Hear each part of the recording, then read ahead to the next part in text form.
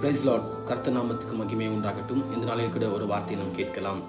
யாக்கோபின் புஸ்தகம் 4வது அதிகாரத்தில் 7வது வசனம் இவனமே சொல்கிறது, நீங்கள் கர்த்தருக்குள்ளே இருங்கள், பிசாசை எதிர்த்து நில்லுங்கள், அப்பொழுது அவன் உங்களை விட்டு ஓடி போகுவான்னு சொல்லி தேவனுடைய வார்த்தை சொல்கிறது. பிசாசியானுடைய கிரியைகள் எல்லாருடைய வாழ்க்கையிலும் காணப்படுகிறது. உங்கள் வாழ்க்கையில், குடும்பத்தில், தனிப்பட்ட வாழ்க்கை, எல்லாருடைய வாழ்க்கையில் அவனுடைய கிரியைகள் காணப்படுது. அப்போ எப்படி நம்ம அதை நம்ம ஓவர் கம் பண்ண முடியும்னு சொல்லி கேட்டிங்கனாக்கா, கர்த்தருக்குள்ளே இருக்கும்போது மாத்திரத்தான் நம்ம பிசாசின் காரியங்களை ஜெயிக்க முடியும். ஜபத்தினால ஜெயிக்க முடியும். கர்த்தரை ஆராதிக்கிறதுனால ஜெயிக்க முடியும். தேவன் நமக்குள்ளே இருக்கும்போது, நாம் கர்த்தருக்குள்ளே இருக்கும்போது பிசாசியானுடைய சகல காரியங்களும் ஜெயிக்க முடியும். நீங்கள் ஜெயிக்குவீங்க. பிகாஸ் நீங்கள் கர்த்தருடைய பிள்ளைங்க.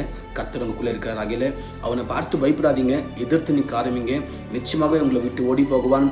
ஒரு மாற்றத்தை நீங்கள் பார்க்க முடியும். கர்த்தர் உங்களையும் உங்கள் குடும்பங்களையும் கர்த்தர் என்றைக்கும் ஆசீர்வதிப்பாராக. God bless you all. Amen.